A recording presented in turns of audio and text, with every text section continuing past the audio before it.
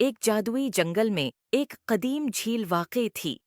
इसके पानी शीशे की मानंद शफ़ाफ थे, जिनमें इर्द-गिर्द की रंग-बरंगी फूलों की झलकियां पड़ती थीं। इस झील के बीच रोशनी से चमकता हुआ एक पत्थर खड़ा था, एक बर्फ का पत्थर जो एक जादुई चमक के साथ दमक रहा था। बहुत इरसा पहले इस बर्फ के पत्थर में एक परी कैद थी, जिसका नाम नूर था। नूर के परों में हीरे की मानिंद चमक थी, मगर एक दिन एक सियाह जादूगर जो उसकी ताकत से हसद करता था, जादूगर ने नूर को बर्फ के पत्थर में कैद कर दिया और उसके अर्द-गिर्द वक्त को स्टॉप कर दिया। सदियों तक नूर बेहोश पड़ी रही। इसके परों को बर्फ के पत्थर ने ढांप रखा था, इसके दिल की धड़कन मध्यम थी। एक चांदनी रात को एक नौजवान परी, जिसका नाम सोना था, इस जादुई झील पर पहुंची। वो एक तजस्सुस पसंद परी थी, जो जंगल में नूर को कैद होने का सुनकर यहाँ आई थी।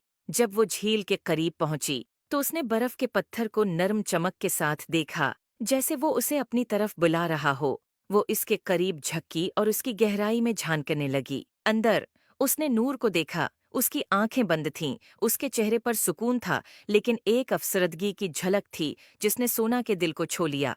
उसकी मदद के लिए पख्ता इरादा करते हुए सोना ने पत्थर पर जादू किया। बर्फ के पत्थर में लर्जिश आई, उसकी सतह पर दुराड़ें पड़ने लगीं और अंदर से एक जबरदस्त रोशनी निकलने लगी, जो सोना और झील को एक चमकदार रोशनी से ढांप रही थी।